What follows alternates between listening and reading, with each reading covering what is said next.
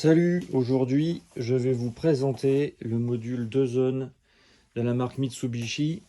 Cet appareil s'appelle le PAC-TZ02-E.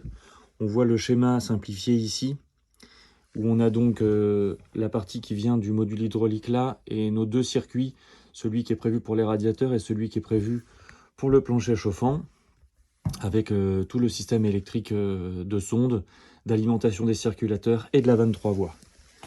Alors on va déjà regarder sur le synoptique ce qu'on cherche à faire.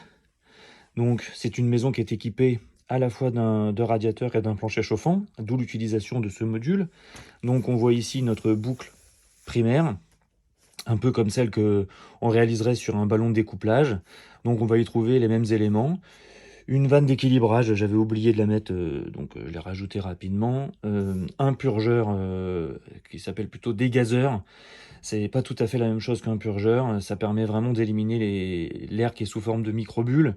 Donc on le met sur la partie où l'eau est la plus chaude. Ça permet de maximiser son efficacité. Et puis en bout de ligne, la vanne d'isolement, la même que celle qu'on a ici.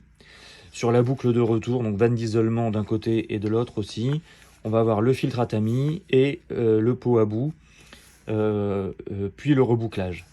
Ce qu'on va avoir sur cette boucle de retour, c'est également l'alimentation en eau du circuit de chauffage, au travers du disconnecteur bien sûr, et un piquage avec une vanne pour y brancher le vase d'expansion, étant donné que le vase d'expansion qui est dans le module Ecodan suffit rarement pour les installations d'une taille importante. Donc là, cette boucle va permettre d'alimenter un échangeur, et cet échangeur va donner les calories aux deux circuits au travers de deux circulateurs différents, comme on peut le voir ici sur le schéma. Donc l'échangeur ici, qui va donner donc les calories et à ce circulateur et à celui-ci, sauf que celui-ci c'est au travers d'une 23 voies, ce qu'on appelle donc une boucle mélangée. Ça c'est direct et ça c'est mélangé. Donc on revient sur notre synoptique. Alors passons en revue rapidement la sortie, la boucle radiateur. Donc deux vannes d'isolement, de quoi lire la hauteur manométrique totale avec un prestostat et deux vannes de service pour le rinçage, pour l'entretien régulier, une vanne d'équilibrage pour lire et pour ajuster le débit, et la soupape de pression différentielle pour autoriser le passage du fluide quand les vannes thermostatiques se ferment et que les pertes de charge deviennent trop importantes. La deuxième boucle se compose à peu près des mêmes éléments, sauf qu'on n'a pas de soupape de pression différentielle parce que les vannes de voie du plancher chauffant ne se ferment jamais, sauf si on les tourne à la main. Et pas non plus de vanne de service parce que j'ai sur les nourrices du plancher ce qu'il faut pour faire éventuellement un rinçage des boucles, boucle par boucle. Donc elle est un peu plus simple. Par contre, on a la vanne d'équilibrage qui permet aussi d'ajuster le débit dans cette boucle-là, sachant que ça va être très important que les deux débits additionnés ici ne soient pas supérieurs au débit primaire si l'on veut que la PAC fonctionne correctement. Ici, il y a un détail du calcul qui permet de prévoir le débit des deux circuits d'alimentation, plancher chauffant et radiateur, où on va récupérer la puissance nécessaire, à la diviser par le delta T de l'installation, donc 5 pour un plancher, on peut aller jusqu'à 7 éventuellement, et 10 pour les radiateurs, mais on peut aussi aller à 12, et ce qui nous donne donc un débit. Donc en l'occurrence c'est le même débit pour les deux boucles, puisque la delta T est compensée par, proportionnellement compensée par le volume à chauffer. Et donc l'addition de ces deux débits nous donne 21 litres minute, comme il faut qu'il soit supérieur aux deux débits secondaires additionnés. Bon, je l'ai mis à 25 litres, 22, 23, ça fonctionnerait déjà. C'est à peu près le débit nominal qu'on a sur un Ecodan d'ailleurs. Donc on ne pourra pas aller au-dessus de toute façon.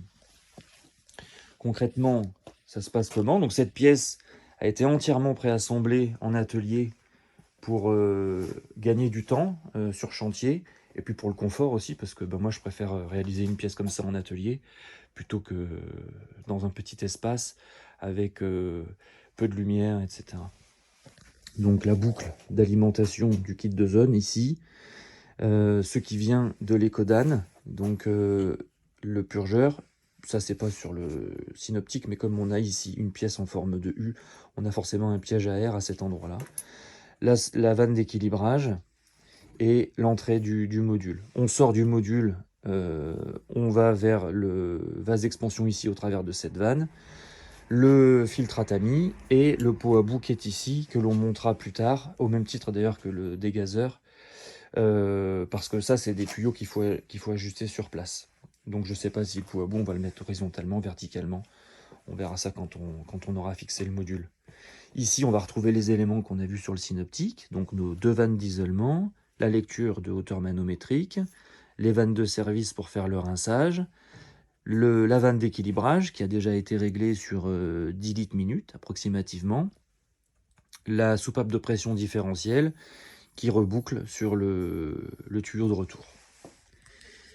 Sur le deuxième circuit, on a donc les 2 vannes d'isolement, la lecture de hauteur manométrique totale. Nous n'avons pas les vannes de service pour le rinçage. Nous avons la vanne d'équilibrage qui est également réglée sur 10 litres minutes. Et il n'y a pas de soupape de pression différentielle comme on l'a vu. Voilà, les tuyaux sont prêts à être connectés soit par brasure, soit par sertissage. On verra un peu comment on fait dans une deuxième vidéo. Et puis ici, on a le faisceau électrique, donc un fil de terre, 2 circulateurs, la vanne 3 voies et nos 4 sondes de température, départ-retour pour les radiateurs, départ-retour pour le plancher. Et le départ-retour de l'alimentation, c'est directement dans le module hydraulique. Donc elles ne sont pas sur cet appareil.